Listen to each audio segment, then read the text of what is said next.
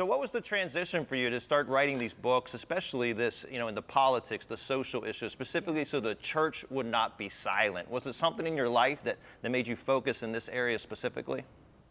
Yeah, I was actually teaching a Bible class and found some quotes about what some famous people said about the Bible. And I thought, I'm going to go to a library and check out a book and couldn't find one. And so I started reading through all the colonial charters and found out every colony was started by Christians. Then I read through every state constitution.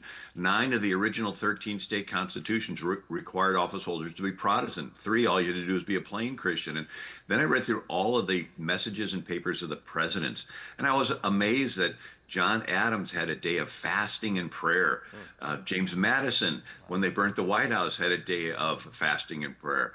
When the cholera epidemic in 1849 and 150,000 Americans died, President Zachary Taylor has a day of fasting and prayer. Lincoln had 2 of them during the Civil War. Even Woodrow Wilson had a day of fasting and prayer when we entered World War I.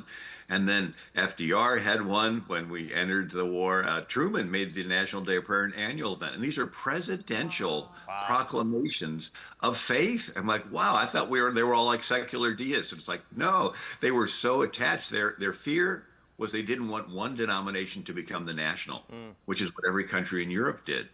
Germany was Lutheran, Switzerland was Calvinist, Holland was Dutch Reformed, England was Anglican, Scotland Presbyterian. They were afraid that maybe the Episcopal and Congregational would be the main denomination, so they wanted to tie the federal government's hands and leave religion under state's jurisdiction. But as 2 centuries went by, they flipped it to now they're outlawing Christianity.